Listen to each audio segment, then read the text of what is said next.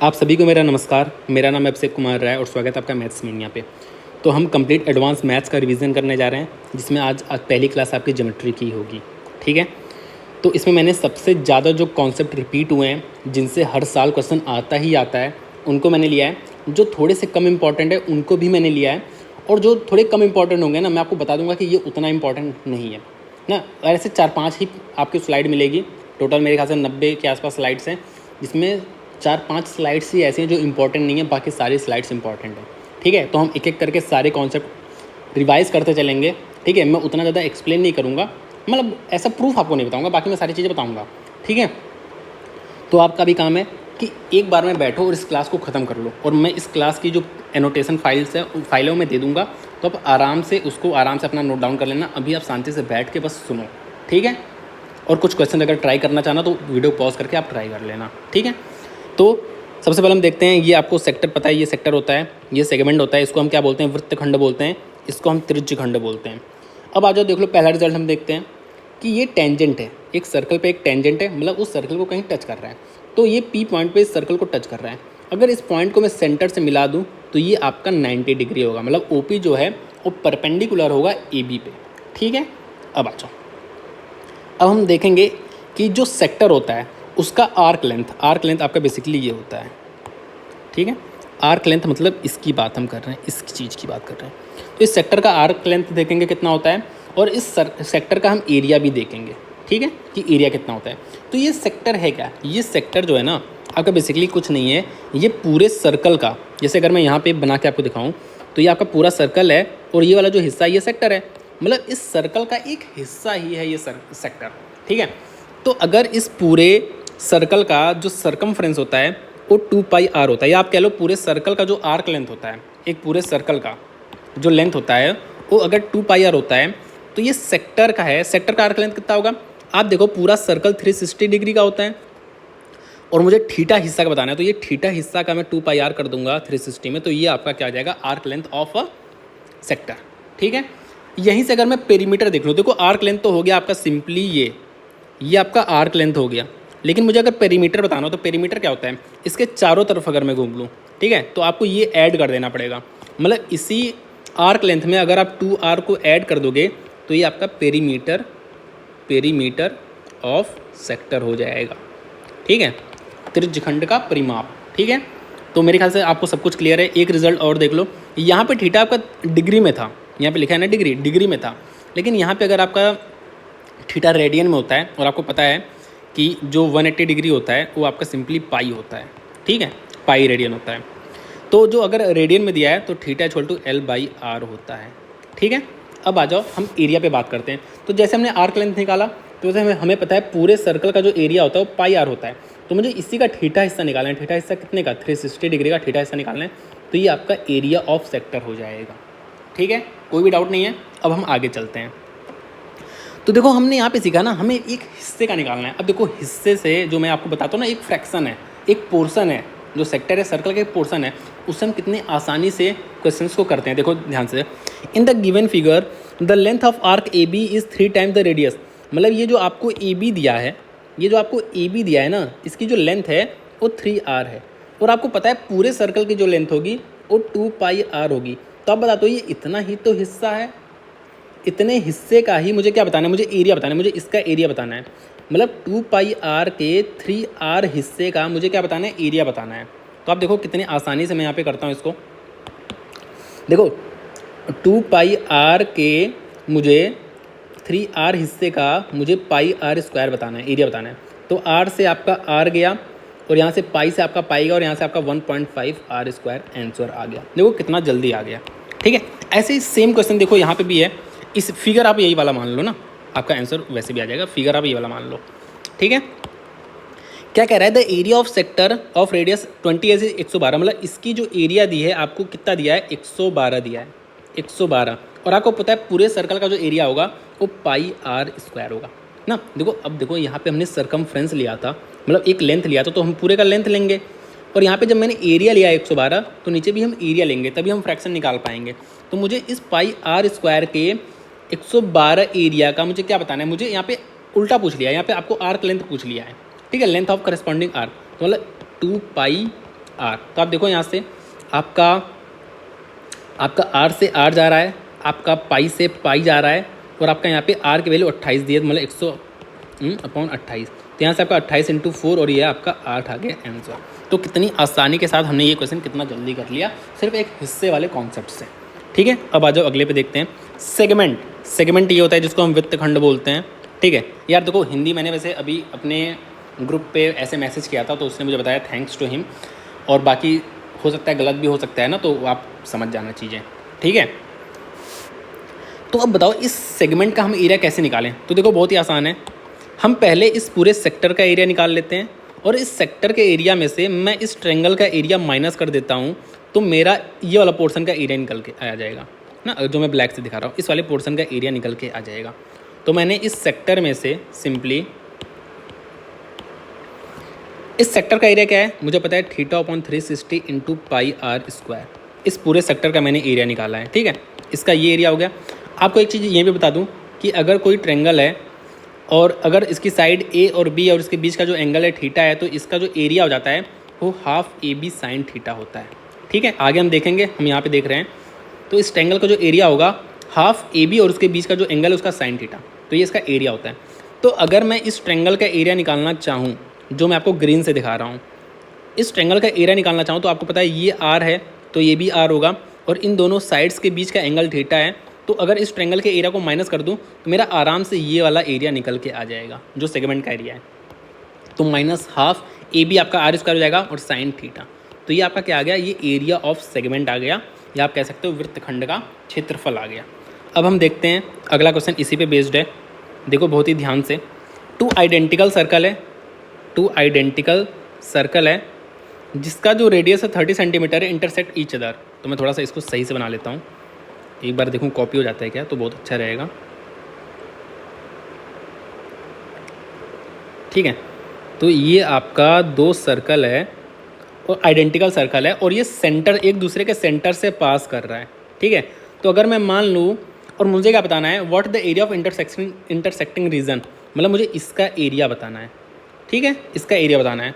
तो बहुत ही ध्यान से देखो, तो आप बता दो जल्दी से, एक बात मुझे जल्दी से ये बता दो कि ये तो R होगा रेडियस, क्योंकि रेडियस तो भाई आपका इस सर्कल का रेडियस R है, मान लेता हूँ मैं, दिया है वैसे 30 है, तो ये 30 है, अभी R मान लो ना, ये भी R होगा और ये भी R ही होगा। ठीक है, क्योंकि देखो सेंटर से ही तो पास हो रहा है, तो ये भी R है, ये भी R है, ये भी R है, मतलब ये पूरा इक्विलेटरल एंगल है। ये 60 डिग्री हो जाएगा, ये भी 60 डिग्री हो जाएगा। ठीक है, आप देखो ये वाला जो पोर्शन है, मतलब ये 120 डिग्री है, ये बात आपको याद होगी ना। अब मैं आपको इरेज कर रहा हूँ इस चीज़, तो आपको ये चीज़ याद होनी चाहिए। मैं सारी चीज़ें इरेज कर रहा हूँ। ठीक है, मुझे एरिया बताना था, तो मैं क्या करता हूँ, मैं पहले इस वाले पोर्शन का एरिया निकाल लेता हूँ, इसका डबल कर दूंगा। इस वाले पोर्शन का एरिया निकाल लेता हूँ, इसका डबल कर दूंगा, तो मेरा पूरा एरिया निकल के आ जाएगा। अब इस वाले पोर्शन का एरिया कैसे निकालूंगा, आपको इस सेक्टर का एरिया निकालना है। इस सेक्टर का मैं अगर आपको रेड कलर से दिखा दूँ एक बार, देखो हमें क्या निकालना है, इस सेक्टर का एरिया निकाल लेंगे और फिर इस वाले ट्रायंगल का एरिया माइनस कर देंगे। एक बार मैं आपको फिर से दिखा दूं, एक सेकेंड, मैं पेन थोड़ी चेंज कर लूं, एक सेकेंड रुक जाओ बस। ठीक है, ठीक है, तो मैंने क्या किया, मैं इसको ज्वाइन कर दिया। ठीक है, अब मैं आपको अलग से फिगर बना दे रहा हूँ जिससे आपको चीज़ें समझ में आ जाए। मैं इस वाले सेक्टर का एरिया निकाल रहा हूँ, फिर मैं इस वाले ट्रायंगल का एरिया माइनस कर दूंगा और फिर मैं इसका डबल कर दूंगा, तो मेरा ये वाला पूरा पोर्शन का एरिया निकल के आ जाएगा। ठीक है, तो आपको पता है ये आपका 120 डिग्री है, तो मैं सबसे पहले इस सेक्टर का एरिया निकालता हूँ। तो 120/360 मतलब 1/3 और πr², तो πr², ये आपका क्या हो गया, इस सेक्टर का एरिया हो गया। इसमें से मैं माइनस कर दूंगा ½ AB sin θ, तो ½ AB आपका R² ही होगा, क्योंकि ये R है, ये R है, इसके बीच का एंगल 120 है, मतलब sin 120 की वैल्यू क्या होती है, √3/2 होती है। ठीक है, और मैं इसका डबल कर दूंगा, तो आपका क्या आ जाएगा, आपका सिंपली आ जाएगा इस पूरे पोर्शन का एरिया। तो यहाँ से मैं अगर देखूँ तो आपका R की वैल्यू 30 है, तो मतलब 900 हो जाएगा, 900/3 आपका 300 हो जाएगा, तो यहाँ पे 600 पाई आ जाएगा, 2 से मल्टीप्लाई कर दूंगा तो। ठीक है, अब यहाँ पे देखो 2 से 2 आपका चला जा रहा है, √3/2, और ये R² की वैल्यू क्या है 900, 900/2 450, तो 450√3। तो ये आपका क्या आ जाएगा, एरिया ऑफ शेडेड रीजन, मतलब इस पूरे एरिया का आपको आ जाएगा एरिया। ठीक है, तो ये वाला ऑप्शन आपका करेक्ट हो जाएगा। अब आ जाओ, अब देखते हैं ये छोटा सा कॉन्सेप्ट है, बहुत ही छोटा सा कॉन्सेप्ट है, वो बहुत ही आसान सा है। ऐसा नहीं कि इसको मैं पढ़ाऊँ तभी आप कर पाओ, वैसे भी कर सकते हो। देखो ये आपका क्या है, ये आपका सर्कल है।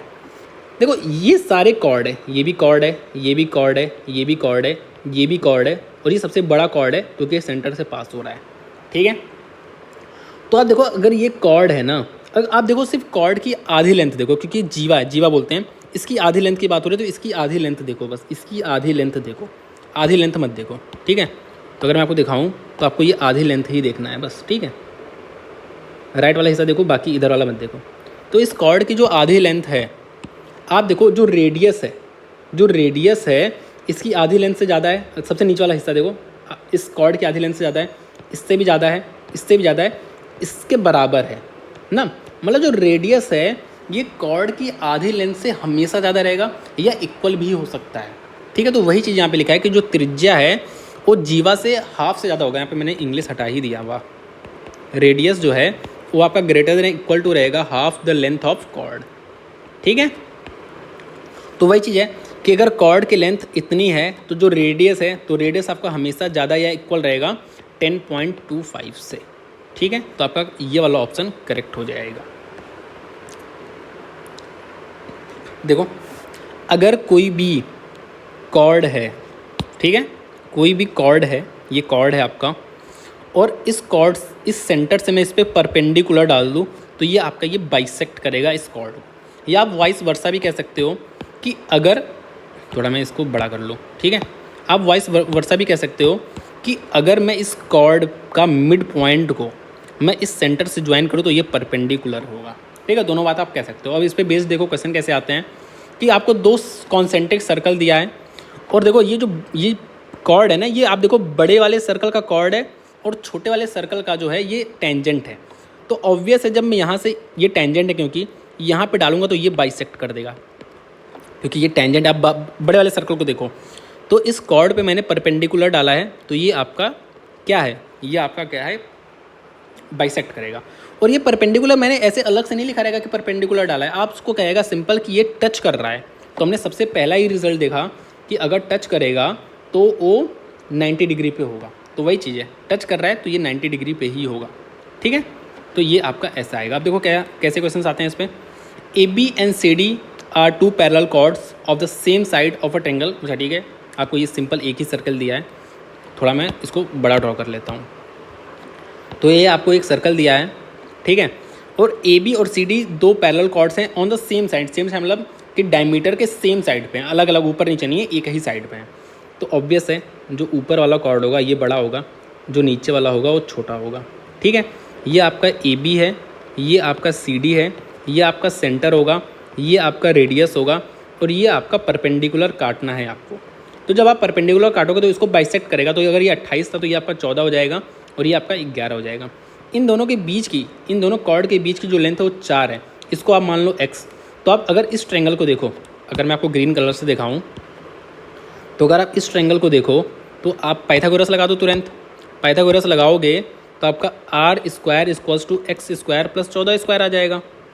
ठीक है, और अगर आप इस बड़े वाले ट्रायंगल को देखो, इस वाले ट्रायंगल, सॉरी बड़े वाले को नहीं, इस वाले को देखो, तो आपका ये तो रेडियस अभी भी रहेगा। ठीक है, और अब आप देख लो जल्दी से, ये आपका x + 4 है और ये आपका 11 है। तो अब इसमें आप पाइथागोरस लगा दो तो आपका r square equals to x + 4 का होल स्क्वायर। तो मैं डायरेक्ट लिख रहा हूँ x square plus 16 plus 8x और प्लस 11 का स्क्वायर मतलब 121, 11 का स्क्वायर लिख दो। ठीक है, अब आप आर स्क्वायर को इक्वेट कर दो ना, इक्वेट कर रहा हूँ तो आप देखो ऐसे डायरेक्ट लिख लो, आपका एक्स स्क्वायर से एक्स स्क्वायर चला जाएगा, और आपका बेसिकली यहाँ पे क्या बच जाएगा, 14 स्क्वायर मतलब 196 equals to 16 plus 121 plus 8x। तो आप देख लो यहाँ से घटा दो 7, और यहाँ से आपका 7 है, यहाँ पे आपका क्या आ जाएगा, 3 आ जाएगा, और यहाँ पे 1 आ जाएगा। तो यहाँ पे आपका क्या आ गया, यहाँ पे आपका 9 आ चुका है, और यहाँ पे आपका आ चुका है, ये क्या है 8 है, तो ये 59 आ चुका है आपका। ठीक है, मेरे ख्याल से सही हूँ मैं। तो यहाँ पे आपका 8x आ चुका है। तो अगर मैं x की वैल्यू बात करूँ तो 7 पॉइंट कितनी आ जा रही है, 7 56 में फिर क्या गया, 3 गया 30, तो 7.324 के आसपास आ रही है ना, 4 के आसपास आ रही है, 7.4 के आसपास मान लो इसको। ठीक है, अब आपको क्या बताना है, आपको रेडियस बताना है। तो रेडियस आप इस वाले इक्वेशन में पुट कर दो सिंपली। तो आपका आर स्क्वायर जो होगा वो आपका एक्स स्क्वायर की वैल्यू लगभग आप इसको 7.5 मान लो, क्योंकि 7.5 का आपको क्या निकालना, स्क्वायर निकालना आसान होता है। तो 25 और ये 56 प्लस आपको क्या करना है 14 का स्क्वायर 196, इसको ऐड कर दो। अगर आप 2 हाथ लगा 1 और 2 1 13, 3 हाथ लगा 1,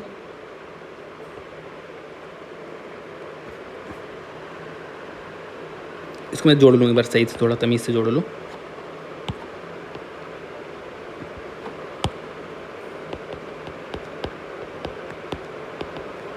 तो 252.25 आ रहा है, जो आप देखो कि 16 के आसपास है। तो देखो 2 ऑप्शन है, तो ये वाला ऑप्शन 16 के आसपास है, तो आपका ये वाला ऑप्शन करेक्ट हो जाएगा। ठीक है, अब आ जाते हैं आगे। अगर आपको समझ नहीं आया बैक करके देख लो, क्योंकि क्वेश्चन आपका अच्छा है। ये एक छोटा सा रिजल्ट ये है ना कि कोई भी 2 सर्कल चाहे जिस साइज के हों, ठीक है, 2 सर्कल, एक सेकेंड, 2 सर्कल किसी भी साइज के हो सकते हैं, छोटे बड़े, ठीक है। तो ये जो है, ये जो इसका जो कॉमन कॉर्ड है और जो इसका सेंटर को अगर हम मैच कर दें, तो ये आपका जो ना, ये जो है, ये वाला पोर्शन जो है, ये पी क्यू जो है वो परपेंडिकुलर बाइसेक्ट करेगा ए बी को, ठीक है। और आप ये भी कह सकते हो कि ये जो ट्रेंगल है, जो मैंने अभी ट्रेंगल बनाया और जो मैं अब ट्रेंगल बना रहा हूँ, ये दोनों कॉन्ग्रुएंट हैं। ईजिली प्रूव कर सकते हो, ये साइड इसके बराबर है, ये साइड इसके बराबर है और ये वाली साइड कॉमन है, तो क्या है, बराबर है। तो मतलब ये वाला एंगल इसके बराबर हो जाएगा, ये वाला एंगल इसके बराबर हो जाएगा। ये सब चीज़ें आप जानते हो, ठीक है। अब हम आ जाते हैं इस पर बेस्ड क्वेश्चन कैसे आया हुआ है।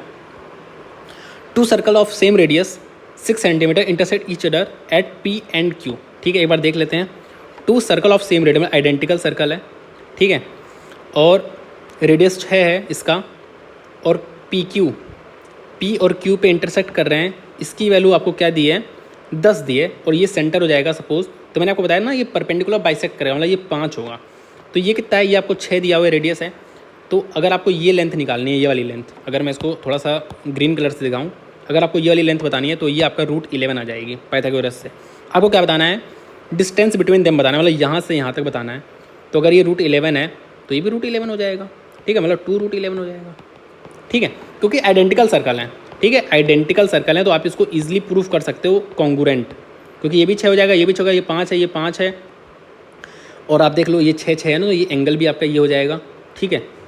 तो इस तरह से आप प्रूफ भी कर सकते हो कि ये दोनों कॉन्ग्रुएंट हैं। ये कॉमन है, देख लो कॉमन है, ठीक है। तो हम आ जाते हैं अगले पे। तो ये आपका 2√11 आ जाएगा, ठीक है। अब आ जाओ अगले पे।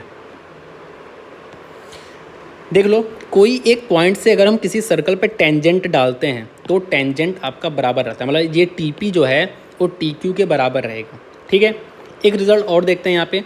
आपको पता है ये 90 डिग्री है, ये मैंने सेंटर से मिला दिया, तो ये आपका जो अब दिख रहा है ना, आपका जो TPOQ है, ये आपका क्वाड्रिलेटरल ही तो है मेरे भाई।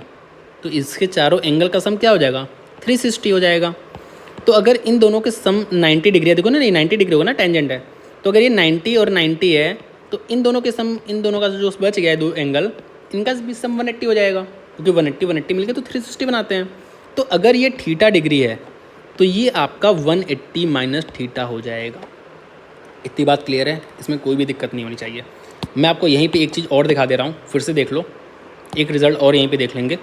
अगर ये थीटा डिग्री है तो ये आपका 180 माइनस थीटा डिग्री हो जाएगा, ठीक है।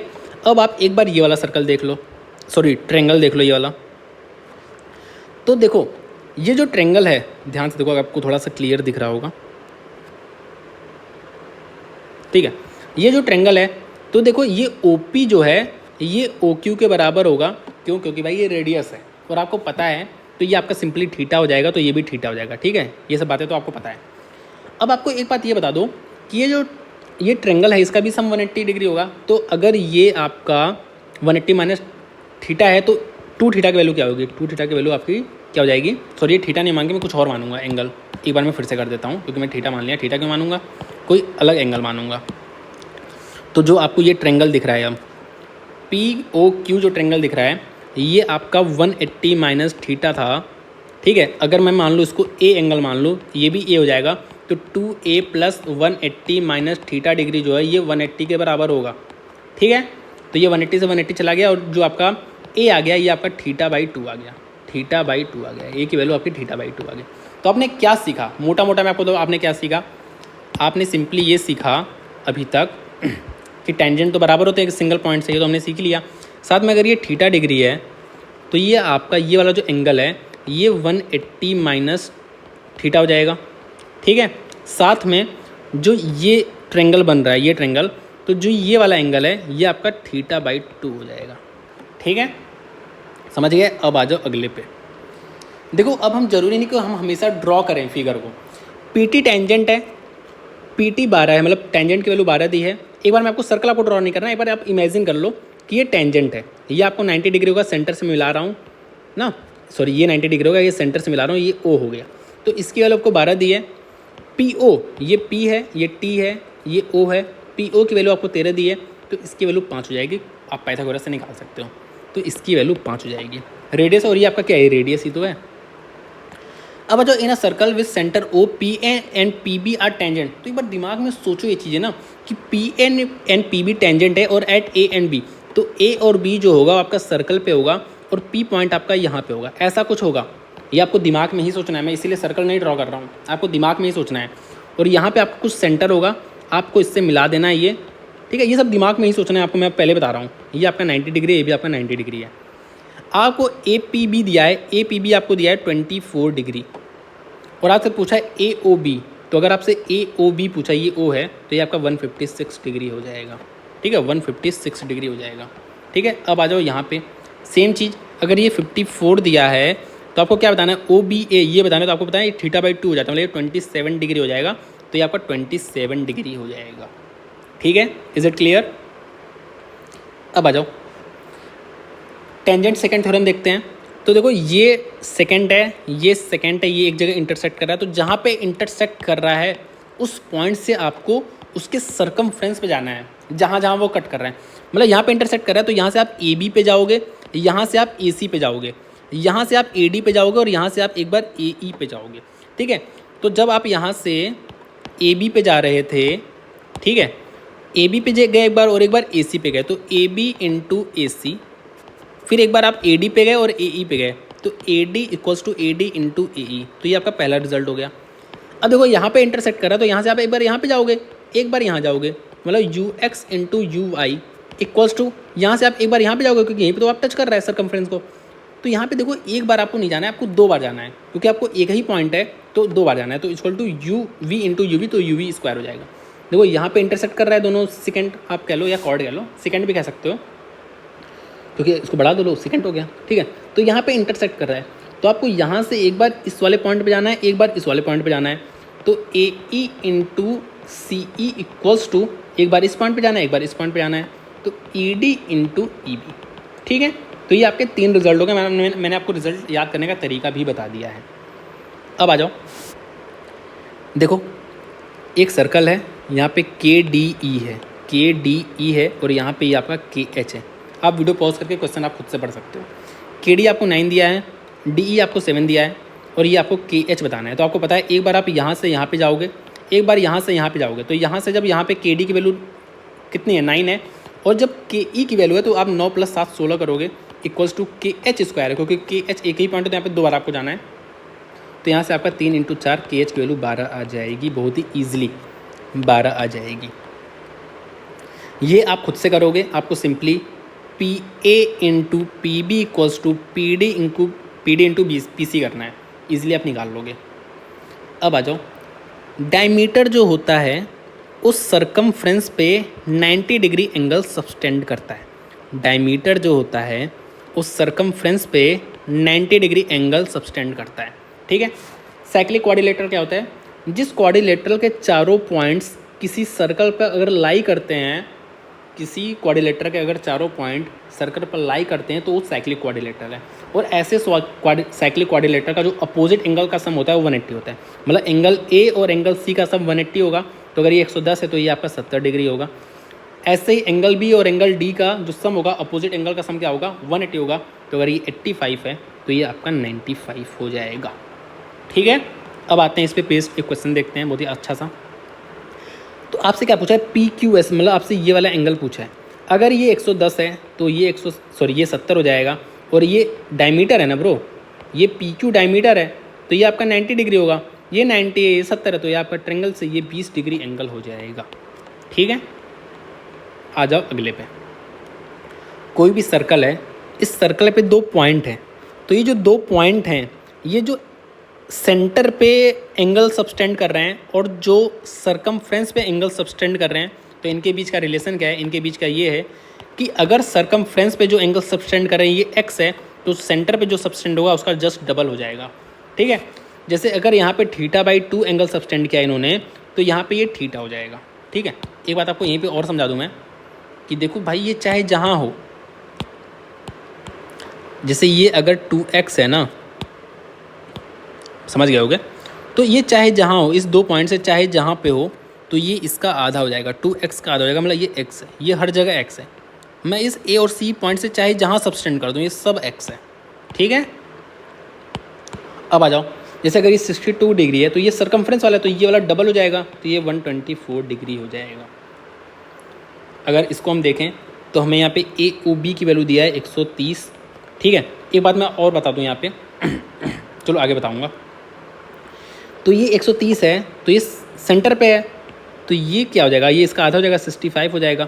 और ये देखो, ये चारों पॉइंट आप देखो ना, अगर मैं आपको इससे दिखाऊं तो ये क्या है? ये साइक्लिक क्वाड्रिलेटरल है, तो इसके जो अपोजिट एंगल का सम होगा ये क्या हो जाएगा? ये 180 हो जाएगा। तो मतलब इसकी वैल्यू 115 हो जाएगी, क्योंकि अपोजिट एंगल्स का सम 180 होता है, तो ये 115 हो जाएगा।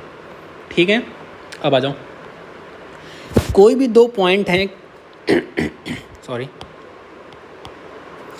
कोई भी 2 पॉइंट हैं किसी सर्कल के, तो उसकी किसी एक साइड, मतलब इस साइड की बात कर लो, अभी मैं इस साइड की बात कर रहा हूँ, तो यहाँ पे अगर कहीं पे भी मैं सरकमफ्रेंस पे कहीं पे भी एंगल सबटेंड करूँ, वो हमेशा बराबर ही होगा। ठीक है, जैसे यहाँ पे अगर मैं सबटेंड कर दूँ, यहाँ पे सबटेंड कर दूँ, तो ये सारे एंगल बराबर, ये भी थीटा हो जाएगा, ये भी थीटा होगा, सारे एंगल बराबर होंगे।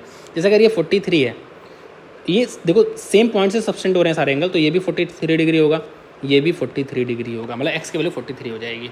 ठीक है, लेकिन जैसे अगर मैं बात करूँ, आप कहोगे सर ये दोनों पॉइंट्स अगर मैं यहाँ पे सबटेंड कर दूँ एंगल, तो क्या ये भी 43 होगा, मतलब थीटा होगा? नहीं, ये थीटा नहीं होगा। मैं सेम साइड की बात करूँ, अगर सेम साइड पे करते हो तब, जैसे अगर आप यहाँ पे सबटेंड करो, तो ये अगर एंगल मान लो अल्फ़ा है, तो अगर मैं इन दोनों पॉइंट से यहाँ पे एंगल सबटेंड करूँ, तो ये भी आपका अल्फ़ा हो जाएगा, मतलब सेम साइड पर होना चाहिए।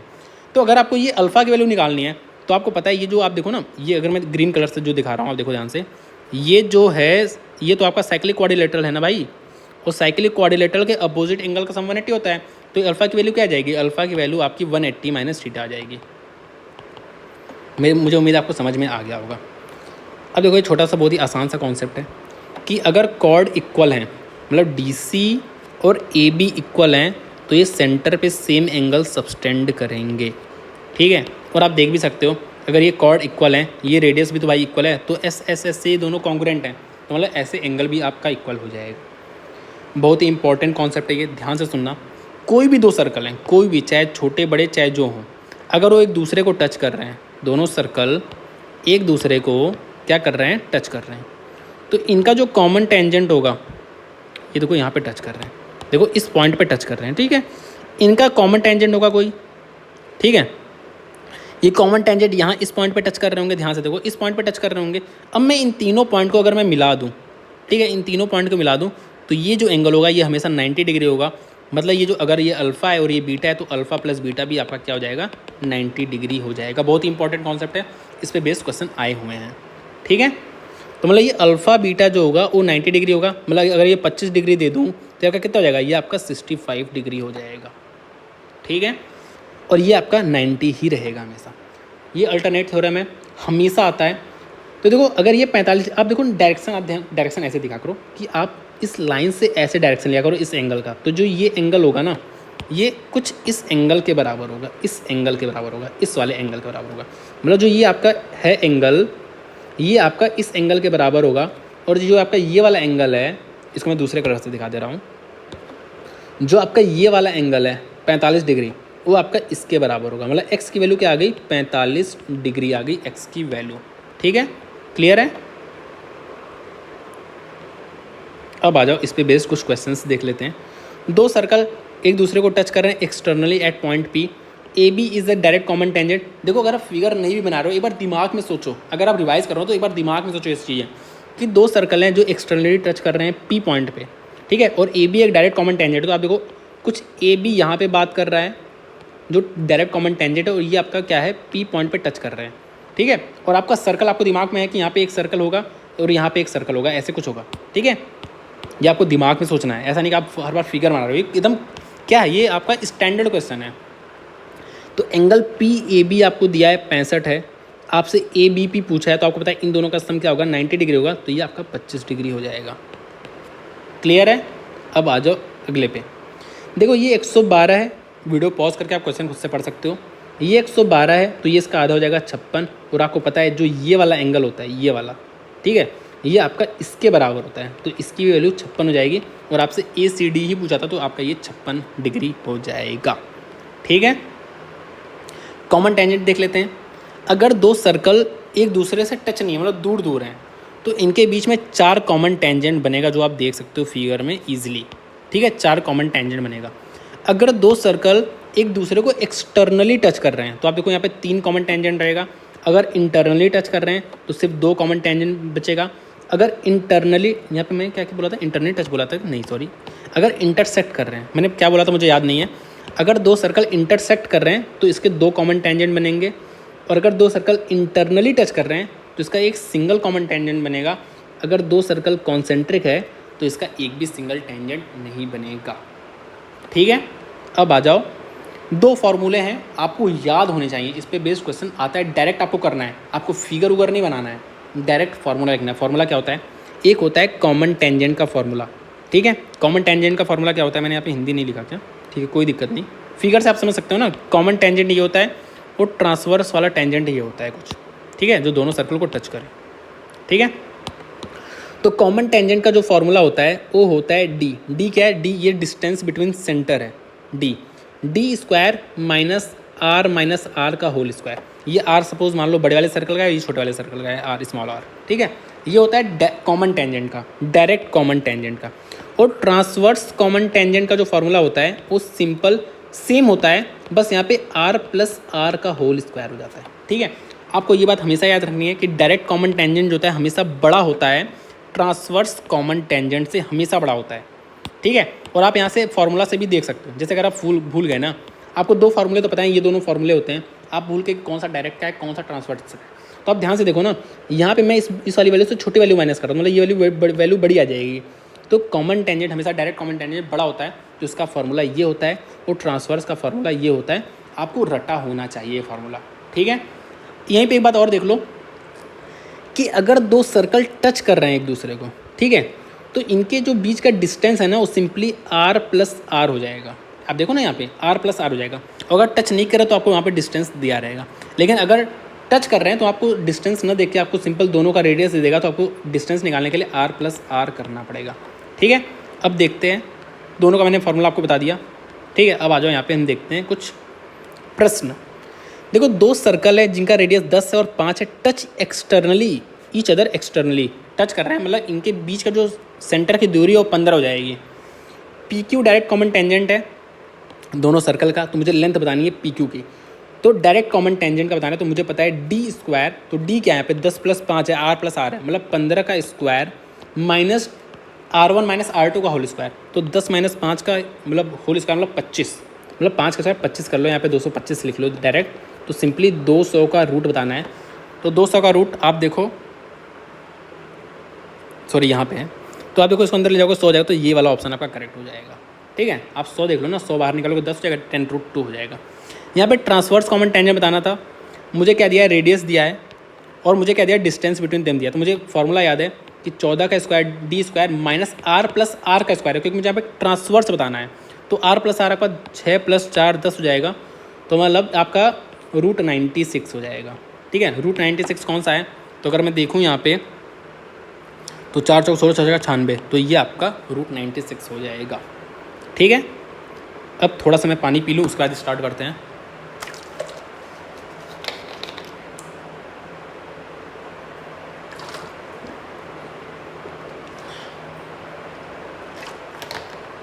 देखो अगर कोई सिंगल पॉइंट है ना, तो वहाँ से इनफाइनाइट नंबर ऑफ सर्कल्स पास कर सकते हैं, आप फिगर में देख सकते हो। अगर कोई 2 पॉइंट मुझे दिया है, तो यहाँ से भी इनफाइनाइट नंबर ऑफ सर्कल्स पास कर सकते हैं। अगर 3 पॉइंट दिया है, तो यहाँ से अगर ये तीनों पॉइंट को लीनियर नहीं है, मतलब एक लाइन पे लाई नहीं कर रहे हैं तीनों पॉइंट, अगर नहीं कर रहे हैं तब आपका इस तीनों पॉइंट से एक सिंगल यूनिक सर्कल ही पास करेगा। और अगर तीनों पॉइंट एक प्लेन पे लाई कर रहे हैं तो वहाँ से कोई भी सर्कल पास नहीं करेगा। मतलब अगर ये 3 पॉइंट को लीनियर हैं तो आप देखो यहाँ से कोई भी एक सर्कल पास नहीं कर पाएगा।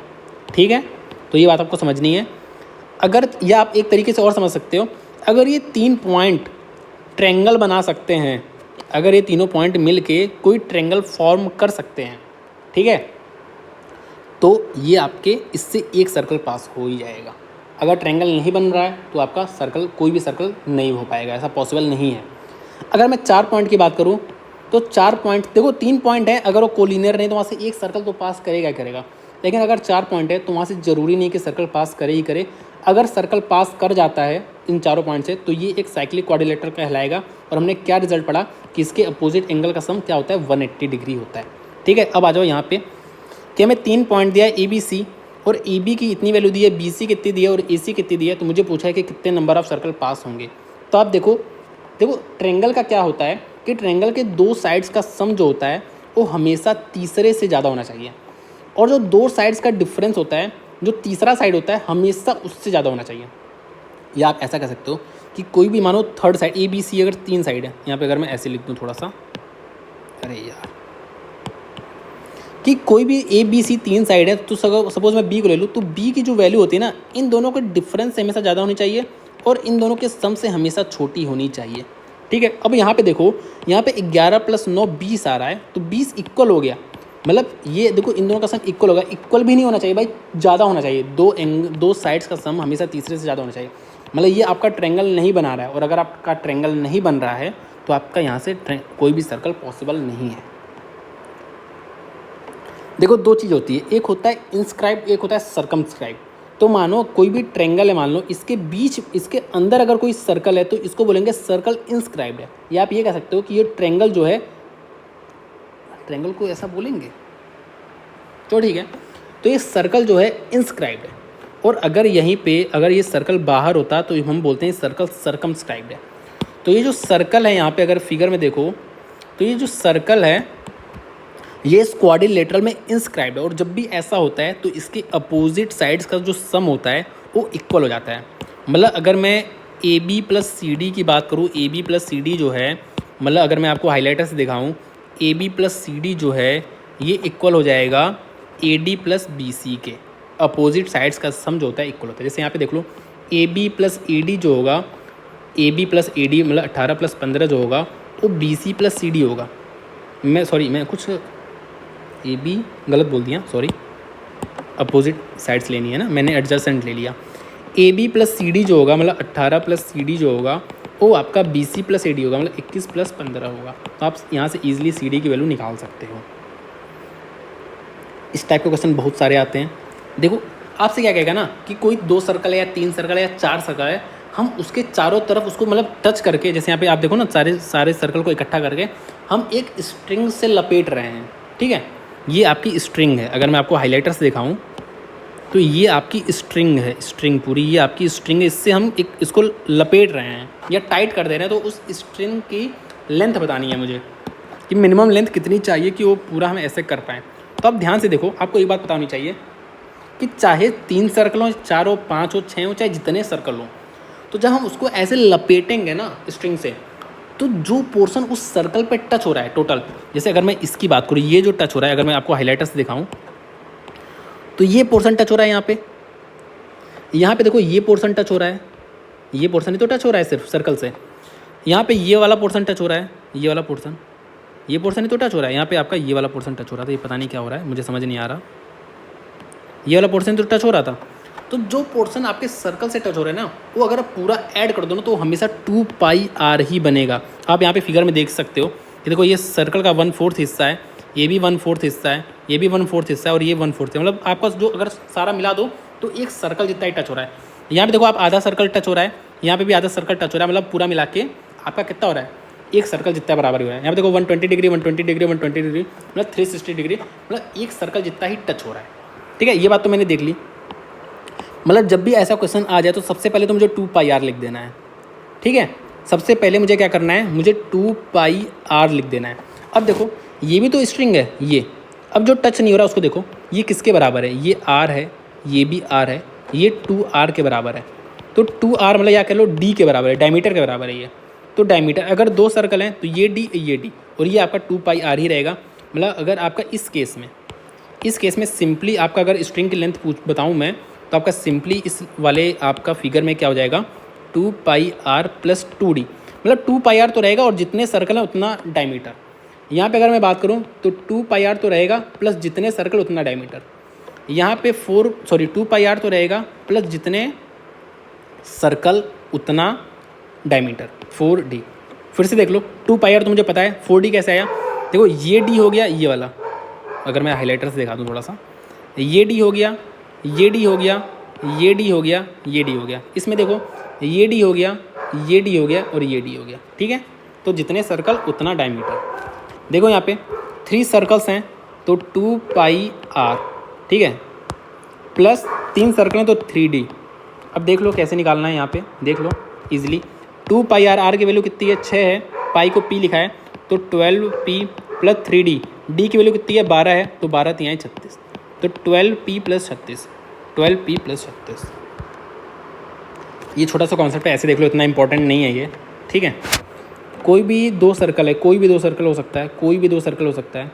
तो आप देखो ये यहाँ पे टच कर रहा है, यहाँ पे टच कर रहा है, इस पॉइंट से मैं डायमीटर से पास कर रहा हूँ इसको, डायमीटर से, ठीक है, मतलब सेंटर से पास कर रहा हूँ, ये भी सेंटर से पास कर रहा हूँ। तो अब जो ये मैच करेगा ना, ये इसको मिलाऊंगा मैं, तो ये इसी पॉइंट से पास होगा और साथ में ये इस पर परपेंडिकुलर होगा, ठीक है। बस ये छोटा सा कॉन्सेप्ट है, बाकी इतना इंपॉर्टेंट नहीं है। ये वाला इंपॉर्टेंट है और ये वाला इतना इंपॉर्टेंट नहीं है, ठीक है। अब देखो क्या कह रहा है कि ये डायमीटर है, ये आपका क्या है, डायमीटर है। यहाँ से मैंने 2 सेकेंड निकाल दिए हैं जो यहाँ पे मीट कर रहा है। तो ये अगर एंगल अल्फ़ा है और ये देखो ये जहाँ पे मीट कर रहा है ना, वहाँ से मैंने सेंटर को मिला दिया है। तो ये एंगल अगर थीटा है तो जो थीटा होगा आपका 180 माइनस 2 अल्फ़ा होगा, ठीक है, समझ में आ गया। थीटा जो होगा ये आपका, थीटा जो होगा वो आपका 180 माइनस 2 अल्फ़ा होगा। ये साइक्लिक क्वाड्रिलेटरल है, तो साइक्लिक क्वाड्रिलेटरल के जो डायगोनल्स का मल्टीप्लिकेशन होता है वो उसके अपोजिट साइड्स का मल्टीप्लिकेशन के सम के बराबर होता है। सही बोला क्या, sum of multiplication of their opposite sides, ठीक है, ये बोल लेंगे। तो जो डायगोनल्स का मल्टीप्लिकेशन होता है वो AC प्लस DB के बराबर होता है, ठीक है। तो रिजल्ट लिखा है, आप देख सकते हो, उतना ज़्यादा इंपॉर्टेंट नहीं है, लेकिन आपका ये वाला इंपॉर्टेंट है, आपका कभी कभी आ जाता है।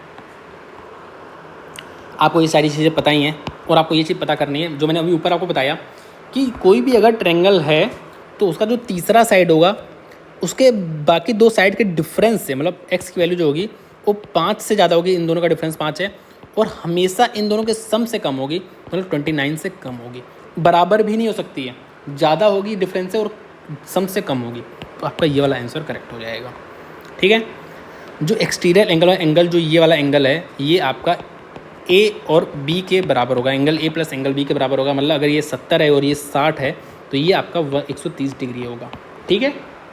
आ जाओ अगले पे। देखो कॉन्ग्रुएंसी वगैरह तो आपको पता है कैसे करते हैं, इसको मैं डिटेल में नहीं बताऊंगा, आपको पता है सारी चीज़ें, ठीक है, क्योंकि यहाँ पे हम रिवाइज कर रहे हैं, यहाँ पे हम रिजल्ट पे ज़्यादा फोकस करेंगे।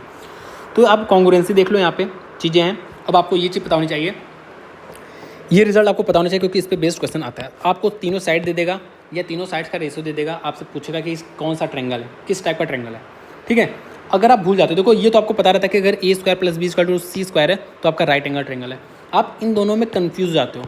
अगर आप कन्फ्यूज़ हो रहे तो सिंपल आपको क्या करना है मेरे भाई, एक इक्विलेटर ट्रायंगल बना लेना है। और आपको पता है इक्विलेटर ट्रायंगल क्या होता है, 60 डिग्री 60 डिग्री 60 डिग्री, मतलब ये आपका एक्यूट एंगल तो है ही ना। तो इक्विलेटर ट्रायंगल में आपको मान लेना इसकी तीनों साइड ए होती है। तो आप देखो A² + A² दो साइड से सम जो करोगे वो हमेशा तीसरे से ज़्यादा रहेगा, ठीक है, ज़्यादा है, आपको दिख रहा है सबसे ज़्यादा है। तो वही अगर A² + B² > C² है तो आपका वो कौन सा है, एक्यूट एंगल ट्रायंगल है, ठीक है। और जो A² + B² लोगे ना, छोटी वाली साइड्स को लोगे, ये नहीं कि बड़ी वाली साइड्स को ले लो। हमेशा चेक करने के लिए जो छोटी वाली दो साइड्स होती हैं, जैसे अगर मैं यहाँ पे चेक करूँ तो मैं इन दोनों साइड्स को लूँगा तो आपका ये 16 हो जाएगा, ये आपका 36 हो जाएगा और आपका यहाँ पे 64 हो जाएगा। और आप देखो ये 36 16 कितना हो जाएगा, 40 52।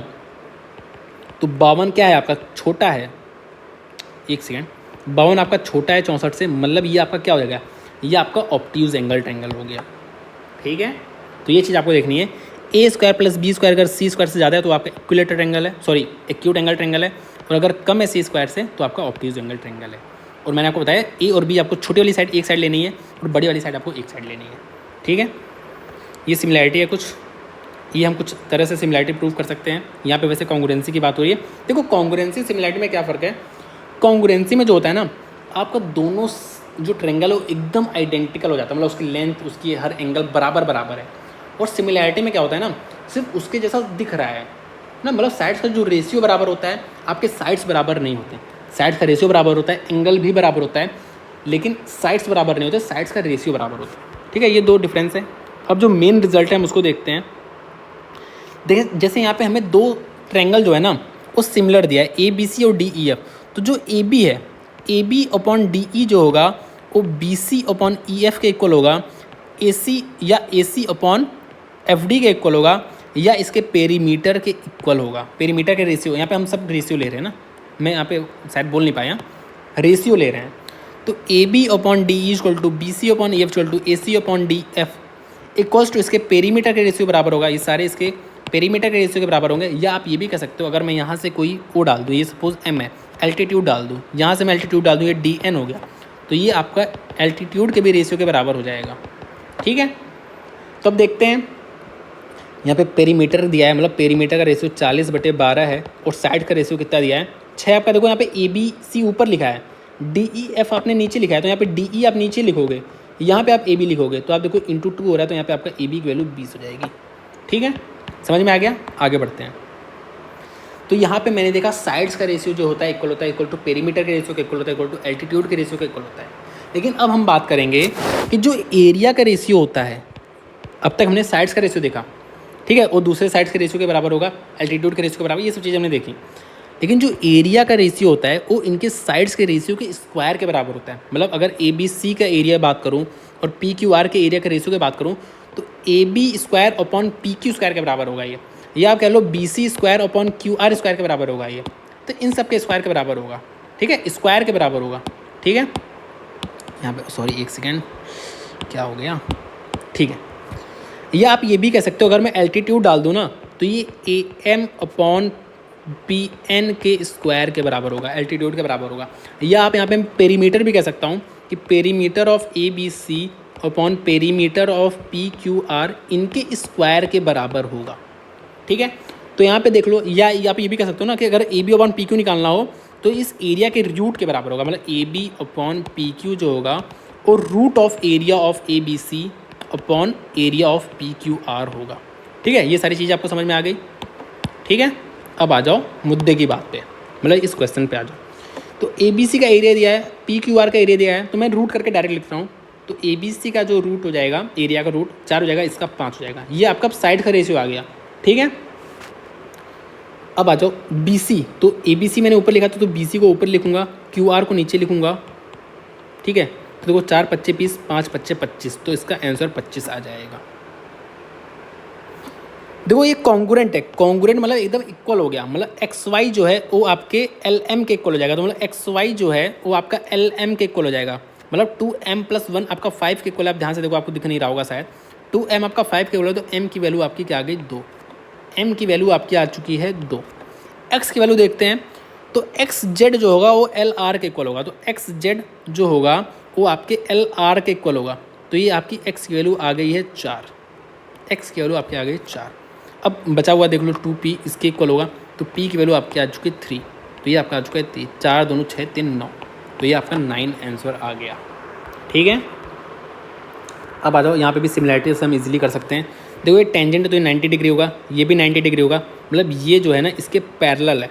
जब ये इसके पैरेलल है तो ये वाला एंगल इसके इक्वल हो जाएगा, अल्टरनेट एंगल है, ये अपोजिट एंगल इक्वल हो जाएगा, मतलब सिमिलर हो गया, एकदम सिमिलर हो गया। तो आप सिमिलैरिटी लिख भी सकते हो, मैं आपको दिखा भी दे रहा हूँ कैसे लिखना है। अगर आपने ए, यहाँ पे क्या है, ये ए है शायद, ये क्या है डी है, ए डी ई लिखा है ना, तो आपको यहाँ पे कैसे लिखोगे, ए किसके बराबर था, ए एंगल सी के बराबर था, तो यहाँ पे ए की जगह सी लिखोगे। डी क्या है, डी सेंटर में है, तो यहाँ पे सेंटर वाला लिखोगे बी। अब ई यहाँ पे कॉमन है, तो यहाँ पे ई लिखोगे, तो ए डी ई आपका सी बी के बराबर है। बाकी आप देख लेना, और रेशियो से लिख सकते हो।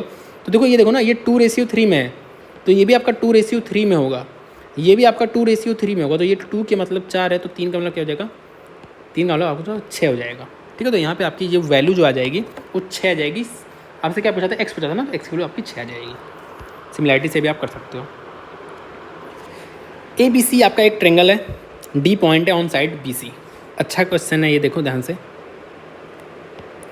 ABC एक आपका ट्रेंगल है, D आपका पॉइंट है यहाँ पे, BC की वैल्यू आपको 16 दी है, BD की वैल्यू आपको 11 दी है, मतलब ये आपका 5 हो जाएगा। और एंगल ADC जो का है ना, ये वाला जो एंगल है ADC आपका, ये BAC मतलब इसके बराबर है। ठीक है, तो आपसे AC पूछता है, तो अब आपको यहाँ पे लगाना है सिमिलैरिटी। सिमिलैरिटी कैसे लगाओगे, आप पहले ADC लिख दो, फिर हम देख लेंगे क्या हो रहा है। ADC लिख दिया, ये किसके सिमिलर होगा, आप देखो एंगल D जो इक्वल है ना, एंगल D जो इक्वल है वो आपका एंगल A के इक्वल है। तो मतलब एंगल D जो यहाँ बीच में है, तो ये आपका बीच में आएगा एंगल A। अब आपको एक चीज़ और देखना है, एंगल C जो है वो एंगल C के ही इक्वल है। ठीक है, आप देखो ये छोटा वाला सर्कल देखो, आप मैं बोल दे रहा हूँ ADC देखो और ABC देखो, तो C एंगल तो कॉमन है, तो C जहाँ पे आया है वहीं पे C यहाँ पे भी आ जाएगा। तो अब जो बच गया तो आपका B यहाँ पे आ जाएगा। तो कुछ इस तरह से आपको लिखना है। तो एंगल ADC जो है सिमिलर है BAC के। अब आप देख लो आपको क्या दिया है, आपको BC दिया है, तो आपको BC दिया है, तो आप क्या लिखोगे, AC लिखोगे, तो AC अपॉन BC। अब आपको और क्या दिया है, आपको DC पता है, DC, तो DC यहाँ पे लिखोगे। तो एक सेकेंड, मैंने यहाँ पे AC यहाँ पे लिखा था, तो BC यहाँ पे लिखा था। ठीक है, तो DC आप यहाँ पे लिखोगे, तो DC की जगह AC है, AC की वैल्यू आपको पता है, नहीं पता है तो आपको AC की ही वैल्यू बतानी है। तो आप देख लो AC का स्क्वायर जो है वो आपका DC इंटू BC है, तो DC क्या है, 5 है, BC कितना है, BC आपका 16 है। तो आप देख लो यहाँ से AC की वैल्यू 4√5 आ जाएगी। ठीक है, तो आपसे किसकी वैल्यू पूछा था, आपसे AC की ही वैल्यू पूछा था, तो आपका 4√5 आंसर आ जाएगा। ठीक है, आ जाओ। देखो कोई भी ट्रेंगल है, यहाँ से अगर मैं कोई भी पैरेलल लाइन पास कर दूँ, इस वाले साइड से जो बेस है इससे पैरेलल पास कर दूँ, तो अगर इसका रेशियो M/N है तो इसका भी रेशियो M/N रहेगा। ठीक है, या एक चीज़ और बता दूँ आपको मैं कि अगर ये इसका मिड पॉइंट है, सपोज इस वाले साइड का ABC है, तो अगर AB का मिड पॉइंट ले लूँ और मैं AC का मिड पॉइंट ले लूँ, ठीक है, तो ये आपका पैरेलल लाइन ही रहेगा हमेशा। ठीक है, अगर मिड पॉइंट ले रहा हूँ तो ये पैरेलल रहेगा, या अगर सेम रेशियो में काट दूँ ना तो भी पैरेलल रहेगा, जैसे यहाँ पे मैंने काट दिया। ठीक है, एक रिजल्ट और देख लो, इस पर बेस्ड क्वेश्चन हमेशा आते हैं कि यहाँ पे सपोज ABC ट्रायंगल है और एंगल A का जो बाइसेक्टर है वो मैंने यहाँ पे मिला दिया, तो ये सपोज आपका M है, तो जो आपका A/C रहता है, A/C=B/D रहेगा, या आप ऐसे कर लो A/B=C/D रहेगा। सपोज अगर ये 5 है, ये 4 है, तो ये भी आपका 5:4 में, ये नहीं कह रहा कि 5:4, लेकिन 5:4 में ही ये आपका बटेगा। ठीक है, इसके बेस्ड देखते हैं जो भी प्रश्न पूछा गया है। ABC एक ट्रेंगल है, ABC एक ट्रेंगल है, bisector of angle BAC cuts the line BC at D।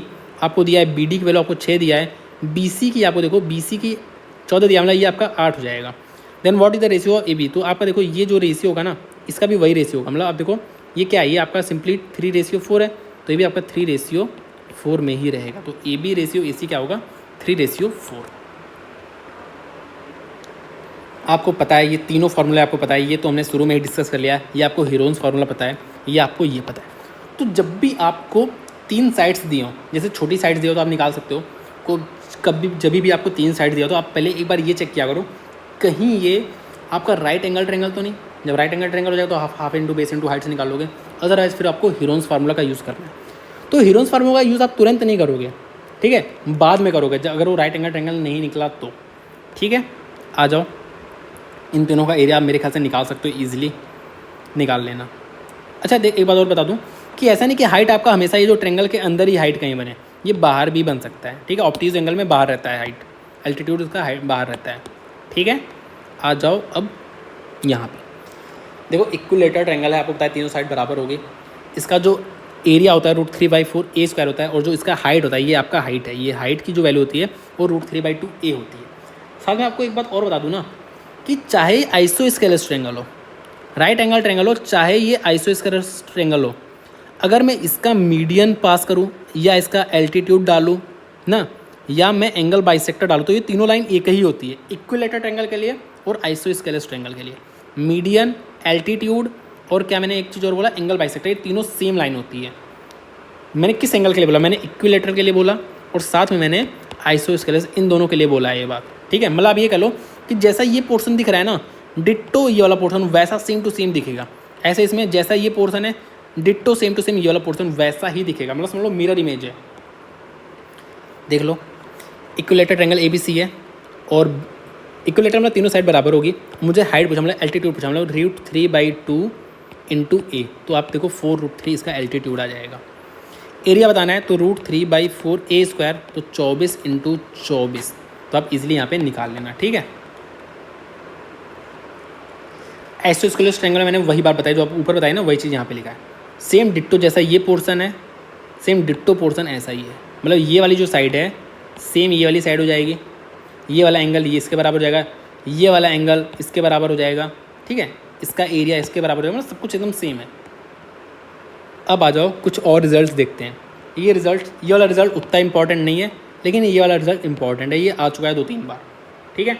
तो इस रिजल्ट को देख लेते हैं। आपका सिंपल एंगल बाइसेक्टर है, तो हमने ऊपर क्या रिजल्ट देखा था कि जो A/B का रेशियो होगा वही X/Y का रेशियो होगा, ठीक है। ये हमने ऊपर देखा था रिजल्ट, ठीक है। यहाँ पे ये रिजल्ट है कि अगर AD की वैल्यू पूछ ले तो AD का जो स्क्वायर होता है वो A into B minus X/Y होता है, ठीक है। समझ में आ गया, ये इतना इंपॉर्टेंट नहीं है। आपका इंपॉर्टेंट ये है, यहाँ पे क्या हो रहा है मैं आपको बता रहा हूँ। एक ट्रायंगल दिया है, ये आपका A है, ये B है, ये C है। तो एंगल एक से मैंने एक क्या ड्रॉप किया है, परपेंडिकुलर एल्टीट्यूड ड्रॉप किया है, और एक मैंने एंगल A का बाइसेक्टर ड्रॉप किया है, और इसके बीच का जो एंगल है ये आपका एंगल थीटा है, ठीक है। जो थीटा की वैल्यू होगी वो एंगल B और एंगल C के डिफरेंस का हाफ होगी। तो जो थीटा की वैल्यू होगी वो half of angle B minus C, magnitude आपको लेना है, तो ये इसके डिफरेंस के हाफ के बराबर होगी, ठीक है। मेरे ख्याल से आपको क्लियर हो गया होगा बात। जैसे देखते हैं, CGL मेंस 2019 में क्वेश्चन आया हुआ है।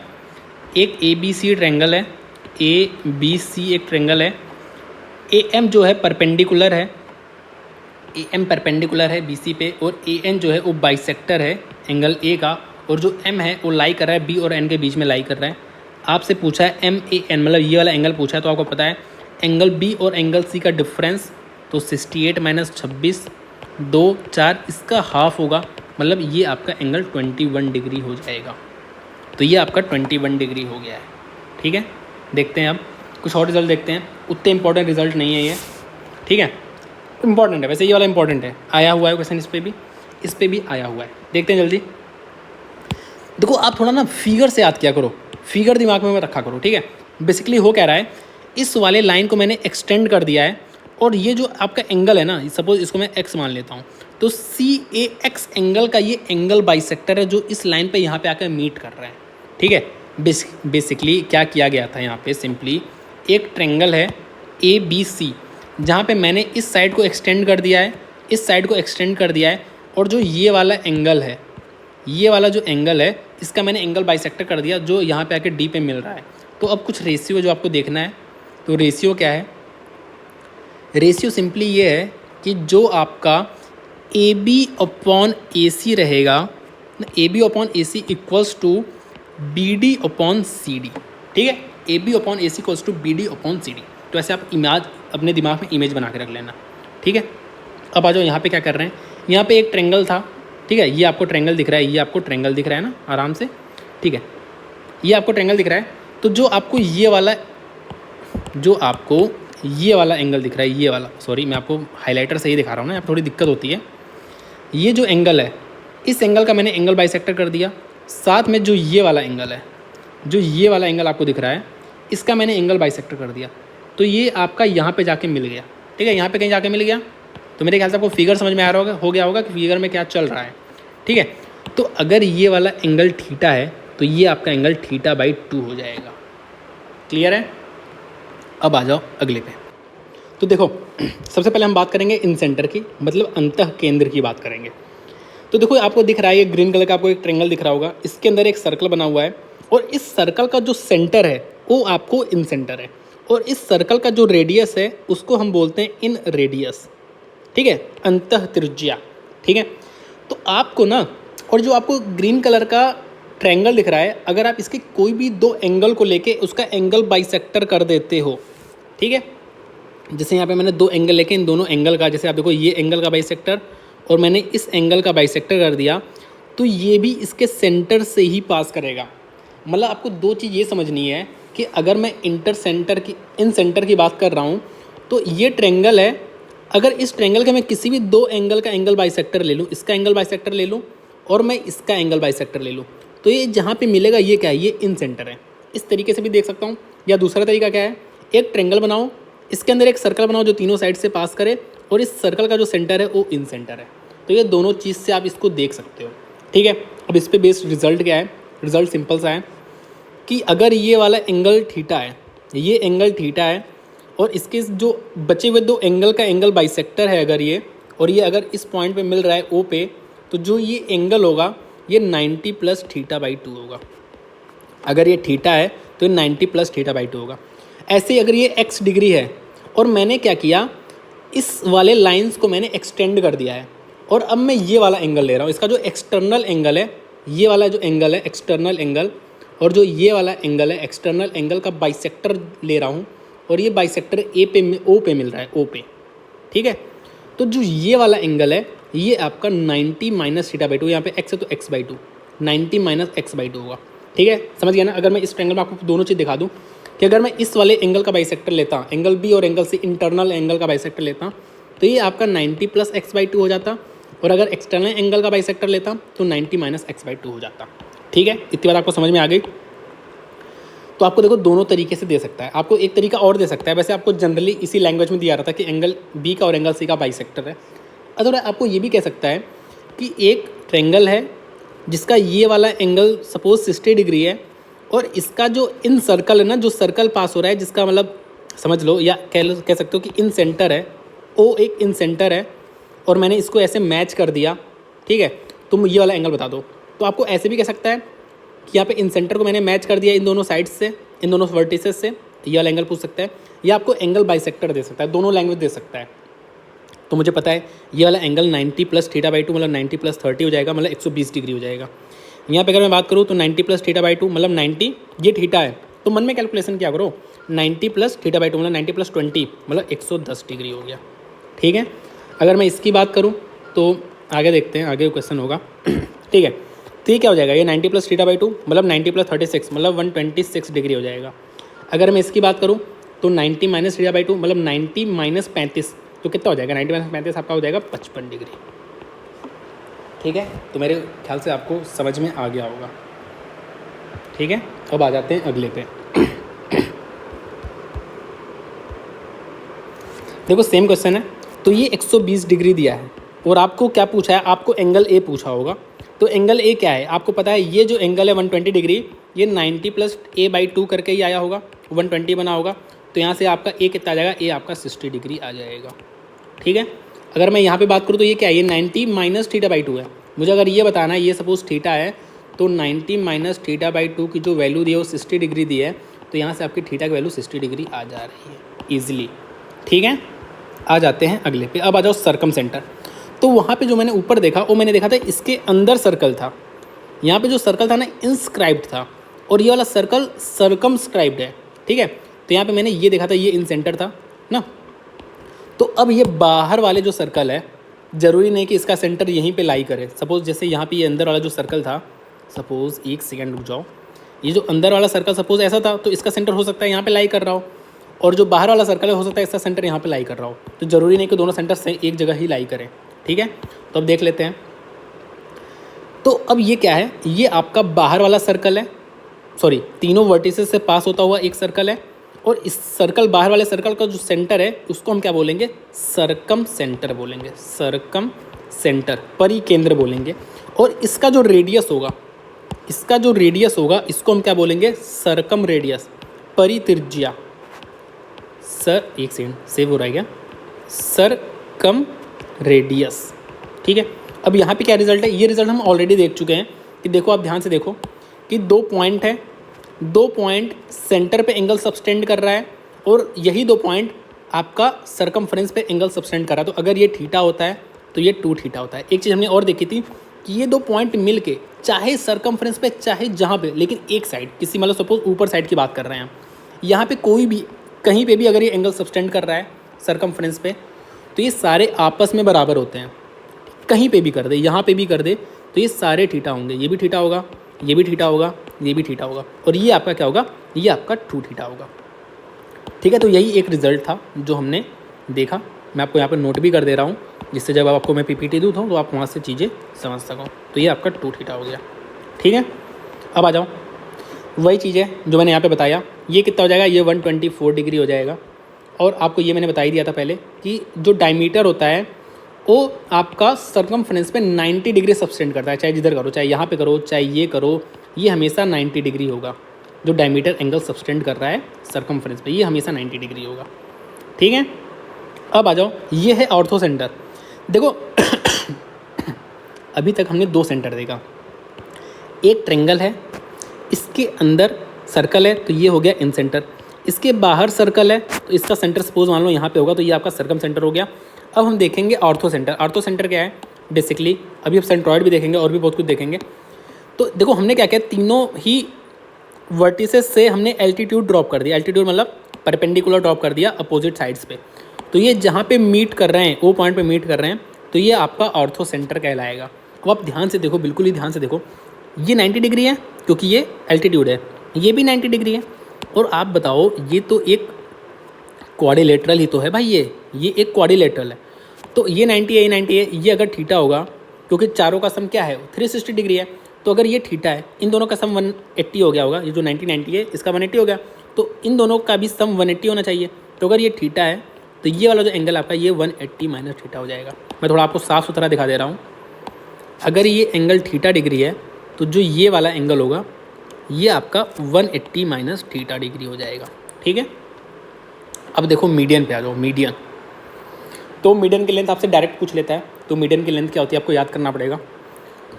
मीडियन क्या होता है पहले, मीडियन बेसिकली अगर मुझे यहाँ से मीडियन ड्रॉप करना है, तो इसकी जो सामने वाली साइड है NM, इसका मिड पॉइंट पे मैं इसको मैच कर दूंगा, तो ये आपका मीडियन हो गया।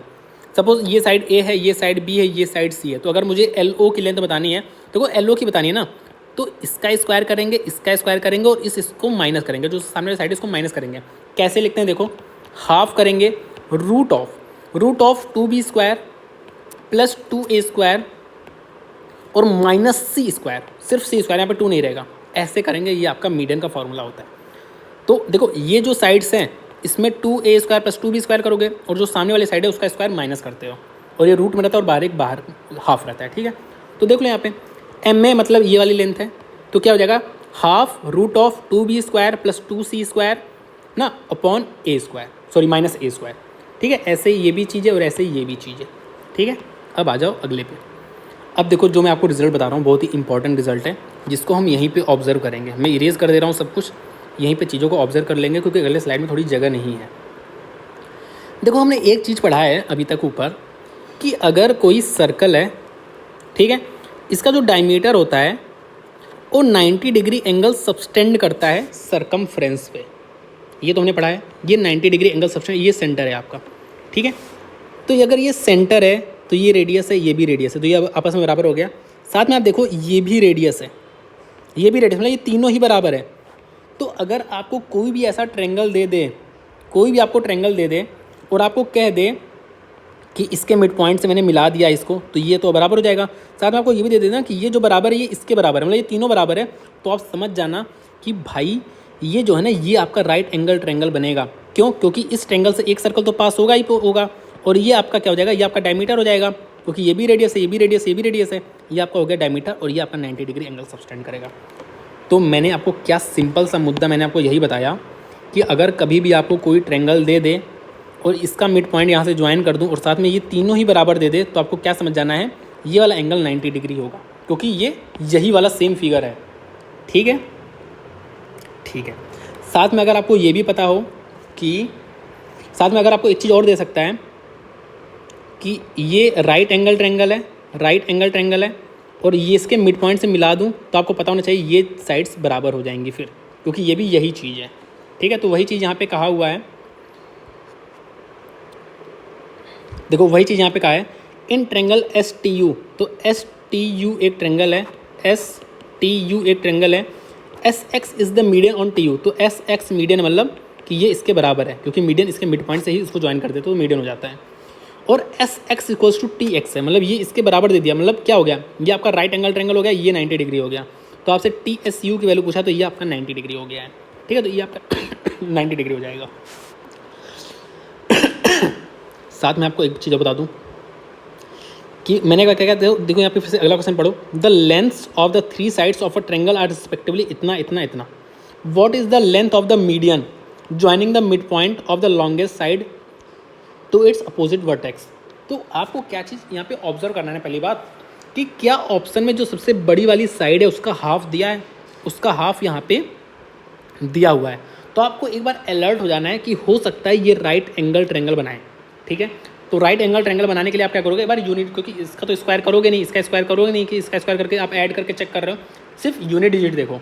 तो यहाँ पे आपका 4 आएगा, यहाँ पे आपका 5 आएगा, 5 4 9 होता है, और आपका यहाँ पे भी यूनिट डिजिट 9 आएगी। तो मतलब ये पॉसिबिलिटी है, तो आप मान लोगे भाई कि ये राइट एंगल ट्रायंगल ही है, ठीक है। तो इसका आंसर डायरेक्ट इस बड़ी वाली साइड का हाफ हो जाएगा। कैसे हुआ मैं आपको फिर से समझा दे रहा हूँ। क्या कह रहा है, तीनों साइड्स का लेंथ दिया है, तो सपोज मान लेता हूँ मैं ये 48 है, ये 55 है, ये 73 है। और आपसे क्या कह रहा है, what is the length of median, median का लेंथ पूछा है, joining the mid point of the longest side. तो इसके मिड पॉइंट को ज्वाइन करा है, उससे इसकी वैल्यू पूछा है, और आपने यहाँ से निकाल लिया कि भाई ये राइट एंगल ट्रायंगल है, मतलब ये 90 डिग्री है। और जब ये 90 डिग्री हो गया तो आपको पता है ये तीनों ही बराबर हो जाएगा। तो ये जो मीडियन है ये इसके हाफ के ही बराबर हो जाएगा, तो 36.2 हो जाएगा। और आपको एक चीज़ यहीं पे मैं ऑब्जर्व ये करा दूँ कि हमने सर्कम सेंटर देखा ना, तो ये क्या है, ये सर्कम रेडियस था, ये सर्कम रेडियस था। तो मुझे क्या दिया है, मुझे देखो ये दिया था अभी ऊपर, हमने देखा ना, ये तीनों बराबर दे दिया, 90 डिग्री है, तो ये आपका मीडियन है, ठीक है। आप देखो ना यहाँ से एक सर्कल पास होगा, और इस सर्कल का आप एक बात बता दो, इस सर्कल का सर्कम रेडियस क्या है, आपको पता है इस सर्कल का सेंटर ये होगा। क्यों, क्योंकि भाई ये डायमीटर ही 90 डिग्री सब्सटेंड करता है, तो ये सेंटर हो गया, और ये सेंटर हो गया, तो आपका ये क्या हो गया, ये सर्कम रेडियस हो गया, ठीक है।